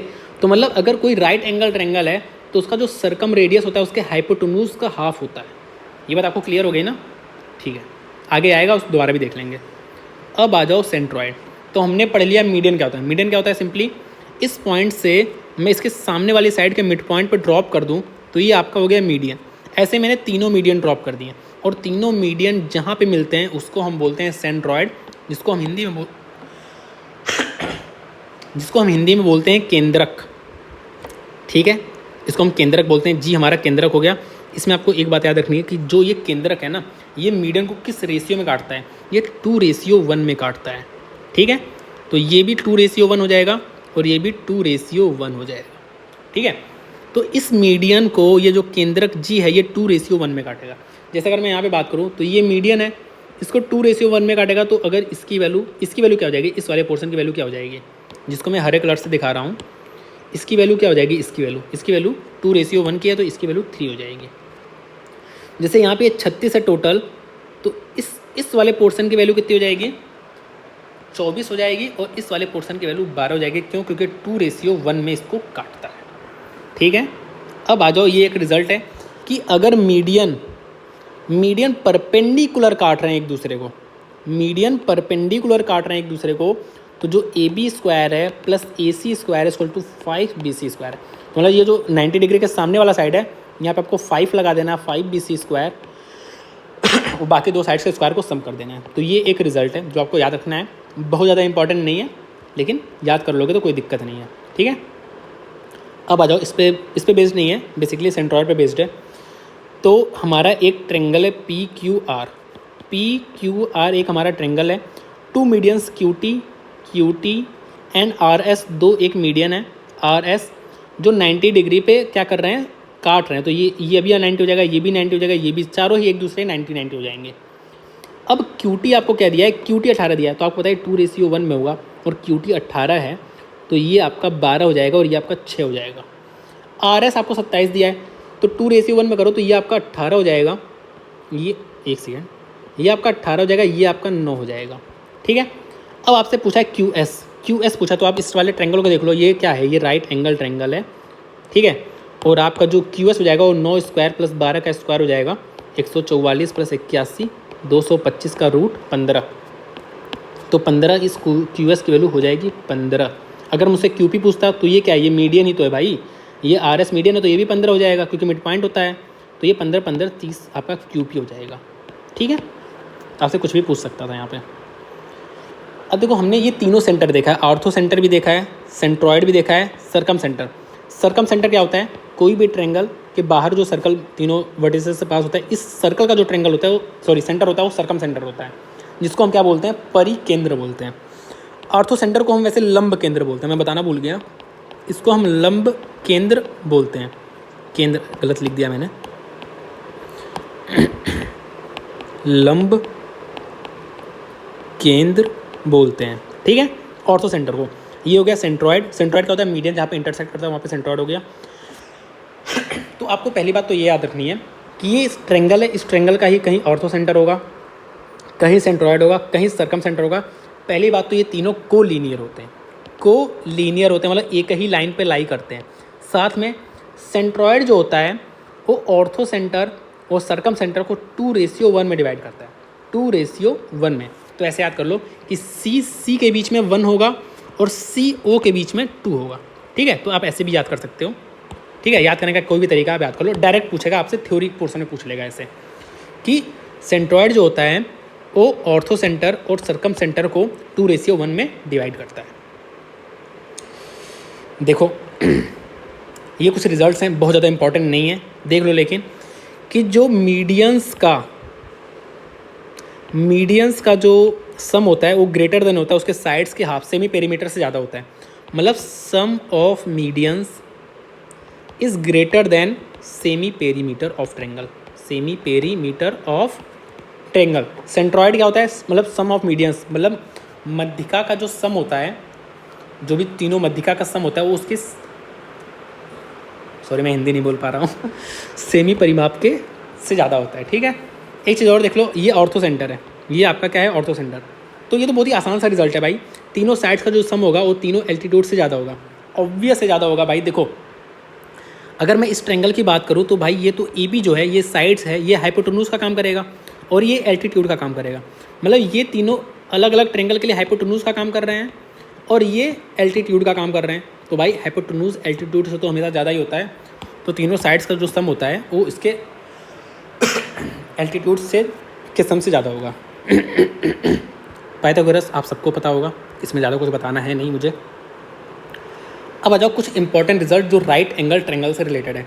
तो ABC एक राइट एंगल ट्रेंगल है जहाँ पे B आपका राइट एंगल ट्रेंगल है। इस B से मैंने एक परपेंडिकुलर ड्रॉप किया है AC पे। अब हम कुछ रिजल्ट्स देखेंगे। अब देखो रिजल्ट्स में आपको याद करने का तरीका भी बताऊंगा कैसे याद करना है। अगर मुझसे BC पूछा है, BC का स्क्वायर पूछा है, तो BC का स्क्वायर जब है तो मैं इस C पॉइंट से एक बार D तक जाऊँगा और एक बार मैं A तक जाऊँगा, तो BC square equal to CD into CA। ठीक है, याद हो गया। ऐसे ही अगर मुझसे यहाँ पे AB बताना हो, AB, तो इस A पॉइंट से मैं एक बार AD तक जाऊँगा और AC तक जाऊँगा, तो जो AB स्क्वायर होगा वो AD इंटू AC हो जाएगा। तो मेरे ख्याल से आपको ये भी याद हो गया होगा। यही सबसे ज़्यादा इंपॉर्टेंट रिजल्ट है, बाकी उतने इंपॉर्टेंट नहीं है। ये तो आसान सा रिजल्ट है, ये तो इंपॉर्टेंट भी कह सकते हो, लेकिन ये तो आपको आता है ना। बेसिकली इसमें मैंने क्या किया है, दो तरीके से इसका एरिया निकाला है। देखो इस राइट एंगल ट्रेंगल का एरिया होगा half into AB into BC, और अगर मैं इसको ऐसे देखूँ, ये बेस देखूँ और इसको हाइट देखूँ, तो ये क्या हो जाएगा, हाफ इंटू बेस AC है और हाइट इसका BD है, तो हाफ से हाफ चला जाएगा और सिंपली ये आ जाएगा। तो ये तो आसान है। एक रिजल्ट और याद कर लो बस, कि 1/BD का जो स्क्वायर होता है वो 1/AB square plus 1/BC square होता है। ठीक है, तो बस ये 3 रिजल्ट हैं, इसमें 2 रिजल्ट आपके इंपॉर्टेंट हैं, ये बीच वाला रिजल्ट आपका इतना इंपॉर्टेंट नहीं है। ठीक है, अब आ जाओ आगे। ये भी आपका रिजल्ट इतना इंपॉर्टेंट नहीं है, एक बार बस इस पर क्वेश्चन आया हुआ है जिसको हम थोड़ा मतलब अगर जल्दी करना चाहे तो इस पर डायरेक्ट कर सकते हैं। मैं आपको समझा दे रहा हूँ कि सपोज़ AB और BC जो है ना साइड से, वो 2 और 3 है। रेशियो में भी दे सकता है या आपको डायरेक्ट भी दे सकता है कि 2 और 3 है। तो जो AD और DC का जो रेशियो होता है ना, वो इसके स्क्वायर के रेशियो का, मतलब ये 4 मतलब 2 का स्क्वायर, मैं रेशियो की बात कर रहा हूँ। 2 एक सेकेंड सेव हो रहा है, 2 का स्क्वायर रेशियो 3 का स्क्वायर होगा, मतलब जो AD अपॉन DC जो होगा वो आपका 4/9 रेशियो में होगा। ठीक है, मतलब इन साइड्स का स्क्वायर के रेशियो में होता है ये वाली साइड्स। ठीक है, ये इंपॉर्टेंट रिजल्ट नहीं है लेकिन मैं आपको समझा दे रहा हूँ, इंपॉर्टेंट नहीं है। ठीक है, कोई भी एक क्वाड्रिलेटरल दिया है, कोई भी एक क्वाड्रिलेटरल है, इसके मैंने डायगोनल्स ड्रॉ किए हैं और इस डायगोनल्स का जो मिड पॉइंट है वो आपका ये है, ये डायगोनल्स का मिड पॉइंट है, डायगोनल्स का मिड पॉइंट है, ठीक है। और ये डायगोनल्स के मिड पॉइंट के बीच की दूरी है, बीच की दूरी है, ठीक है। तो जो चारों साइड्स के स्क्वायर का सम होगा वो इसके डायगोनल्स के स्क्वायर का सम होगा प्लस 4g स्क्वायर होगा, ठीक है, प्लस 4g स्क्वायर होगा। तो ये g क्या है, इनके डायगोनल्स के मिड पॉइंट का दूरी है, ठीक है, इतना इंपॉर्टेंट नहीं है। यहाँ पे देख लो, तो अगर पैरेललोग्राम है ना तो आपका ये जो दूरी होता है ना ये आपका जीरो, मतलब आपका यहीं से पास हो जाता है, यहाँ से पास होता है, मतलब इसके बीच में कोई दूरी नहीं रह जाती है, क्योंकि इसका बाइसेक्टर होता है ना, जो इसका पैरेललोग्राम का जो डायगोनल होता है वो बाइसेक्टर होता है, मतलब वो बाइसेक्ट करता है एक दूसरे को, ठीक है। तो इसके बीच की दूरी जीरो हो जाएगी, मतलब जी की वैल्यू जीरो हो जाएगी, तो सिंपली ये वाला रिजल्ट आ जाएगा। तो यहाँ पे देख लो, अगर पैरेललोग्राम है ये रिजल्ट आपका इंपॉर्टेंट हो जाता है ना। वैसे मेरे ख्याल से क्वेश्चन तो नहीं आया हुआ है इस पर, मॉक में टकराया हुआ है, देखो मॉक में इन दोनों पे क्वेश्चन टकराया हुआ है मुझसे, तभी मैंने इसको अपने नोट्स में नोट डाउन किया था और वहाँ से मैं आपको बता रहा हूँ, ठीक है। इंपॉर्टेंट नहीं है, मैं फिर से बोल रहा हूँ। तो पैरेललोग्राम का जो चारों साइड्स के स्क्वायर का सम होगा वो उसके डायगोनल्स के स्क्वायर का सम होगा। और अगर रेक्टेंगल है, मान लो ये पैरेललोग्राम रेक्टेंगल भी तो होगा, और रेक्टेंगल में आप देख भी सकते हो ए स्क्वायर प्लस बी स्क्वायर जो होगा वो ई स्क्वायर के बराबर होता है पाइथागोरस से, और सी स्क्वायर प्लस डी स्क्वायर आपका एफ स्क्वायर के बराबर होगा पाइथागोरस से, ठीक है। आप देख भी सकते हो रेक्टेंगल के केस में। ये आपका ट्रेपीजियम है और ये आपका देखो डायगोनल टकरा रहा है, तो जो AC जो इसके डायगोनल्स के स्क्वायर का सम है AC square plus BD square जो है वो इसके नॉन पैरेलल साइड्स के स्क्वायर का सम प्लस 2 टाइम्स इसके पैरेलल साइड्स का प्रोडक्ट होता है, ठीक है। उतना इंपॉर्टेंट नहीं है, ठीक है, इसलिए आप रिजल्ट देख लो, इतना आपको टेंशन नहीं लेना है। ये बहुत ज़्यादा इंपॉर्टेंट है, इस पर क्वेश्चन बार बार आता है। देखो सिंपल क्या है, एक ट्रेंगल है, इस तीनों के ट्रेंगल का जो मिड पॉइंट है, साइड्स का मिड पॉइंट को मैंने ज्वाइन कर दिया। तो अब आपको ये समझना है ना कि ये चारों साइड, ये 4 टुकड़ों में बढ़ गया, 4 टुकड़ों में बढ़ गया है, तो ये चारों का एरिया जो है ना बराबर होगा, इन चारों हिस्से का एरिया बराबर होगा। मतलब मुझे अगर इसका एरिया बताना हो तो मैं क्या करूँगा, 1/4 कर दूंगा, 1/4 कर दूंगा इस ABC के ट्रेंगल का एरिया को 1/4 कर दूंगा, तो मेरा ये DEF का एरिया आ जाएगा। इस पर बेस्ड क्वेश्चन बहुत सारे आए हुए हैं, ठीक है। देखो इस पर भी बेस्ड क्वेश्चन आए हुए हैं, इंपॉर्टेंट है आपका ये भी रिजल्ट। देखो 2 चीज़ें हैं, एक हमारा इन रेडियस निकालना है, एक हमारा सर्कम रेडियस निकालना है। तो ये जो फॉर्मूला है ये आपका हर जगह लगेगा, चाहे जौन सा ट्रेंगल हो, स्केलन हो, आइसोस्केलस हो, कोई भी टाइप का इक्विलेटरल हो, किसी भी टाइप का ट्रेंगल हो, इस पर ये यूनिवर्सल फार्मूला है, ये आपका यूनिवर्सल फार्मूला है। और मैंने इसको कैसे याद किया है मैं आपको बता दे रहा हूँ। देखो मुझे एक चीज़ तो पता है कि एक का जो होता है रेडियस वो एरिया अपॉन एस होता है, एस मतलब सेमी पेरीमीटर होता है, और जो दूसरा रेशियो होता है वो ABC अपॉन 4 एरिया होता है। ये 2 फार्मूला मुझे याद हैं, मैं एक बार अच्छे से लिख दे रहा हूँ ना, फिर से देखो ध्यान से। देखो मुझे पता है 2 फार्मूले होते हैं, एक एरिया अपॉन एस होता है और दूसरा ABC अपॉन 4 एरिया होता है, ठीक है। ये 2 फार्मूले मुझे पता है। अब मुझे ये आइडेंटिफाई करना है कि कौन सा इन रेडियस का है, कौन सा सर्कम रेडियस का है। तो आपको पता है सर्कम रेडियस हमेशा बड़ा होगा, क्यों, आपको दिख रहा है भाई ये ट्रेंगल है, ये सर्कल है, तो इसका रेडियस बड़ा होगा या इस बड़े वाले सर्कल का रेडियस बड़ा होगा, तो ऑब्वियस है बड़े वाले सर्कल का रेडियस बड़ा होगा।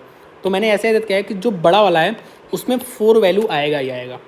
तो 4 वैल्यू, क्योंकि यहाँ पे देखो यहाँ पे कोई वैल्यू नहीं आई है ऐसी, यहाँ पे 4 आई है, तो जिसमें 4 आई है वो सर्कम रेडियस का है, तो ये आपका सर्कम रेडियस का है, ठीक है, और ये आपका इन रेडियस का है। तो ये ऐसे मैंने दोनों फार्मूला याद किए। तो ये तो आपका यूनिवर्सल फार्मूला हो गया। अब कुछ पर्टिकुलर केस के लिए हम अलग अलग फार्मूले देख लेंगे। जैसे सबसे पहले हम राइट एंगल ट्रेंगल का देखेंगे, और राइट एंगल ट्रेंगल का मैंने आपको बता दिया था कि जो हमारा सर्कम रेडियस होता है वो हाइपोटेन्यूज का हाफ होता है। कैसे, आप देखो ना भाई, ये सर्कल पास कर रहा है, ठीक है, इस ट्रेंगल से, ये राइट एंगल ट्रेंगल है, और आपको पता है ये 90 डिग्री है, तो ये आपका डायमीटर होगा, डायमीटर का हाफ ही रेडियस होता है, तो हाइपोटेन्यूज का हाफ जो होगा वो उसका सर्कम रेडियस हो जाएगा। तो ये तो आसान है। अगर राइट एंगल ट्रेंगल दिया है और आपको इन रेडियस बताना है, इन रेडियस को हम स्मॉल r से करते हैं और सर्कम रेडियस को हम कैपिटल R से करते हैं। ये जनरल आपका नोटेशन है।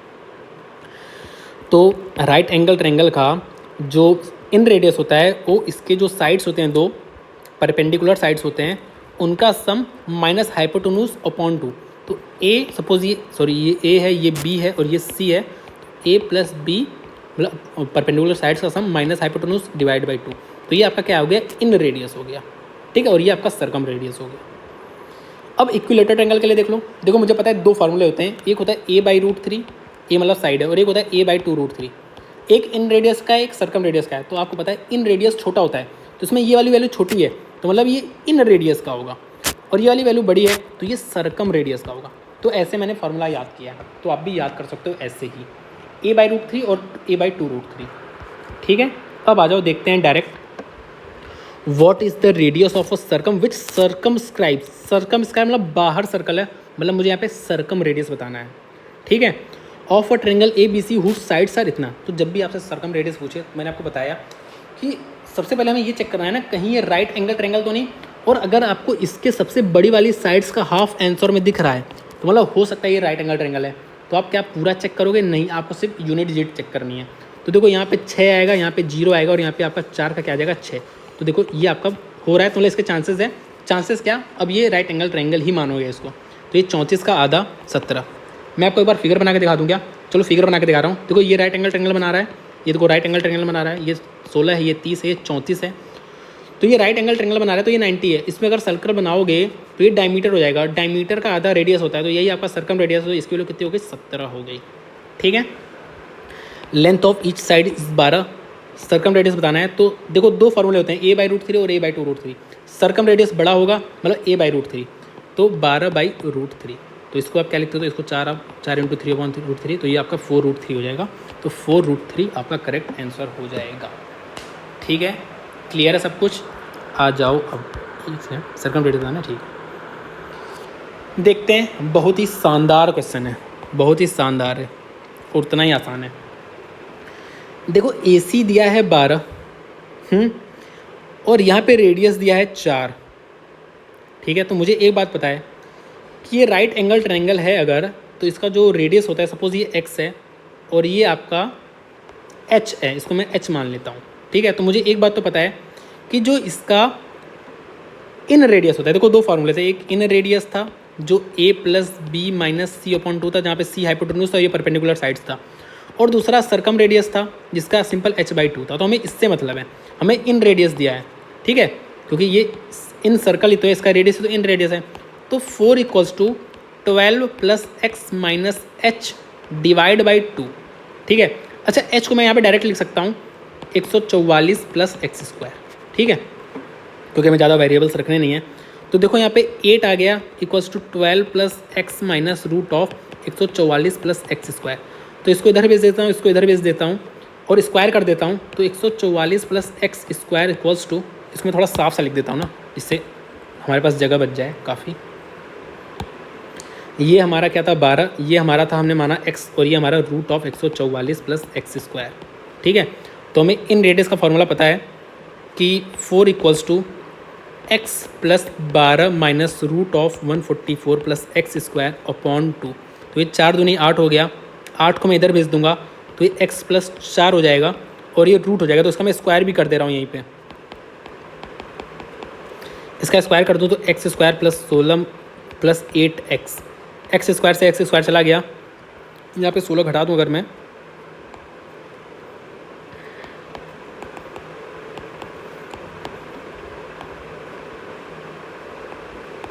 तो x की वैल्यू 16 आ चुकी है। हमसे पूछा क्या है, लेकिन हमसे वैल्यू CB की पूछा, तो x की वैल्यू पूछा, तो 16 आपका करेक्ट आंसर हो जाएगा। ठीक है, थोड़े बहुत रिजल्ट्स और बचे हैं, जल्दी से देख लो।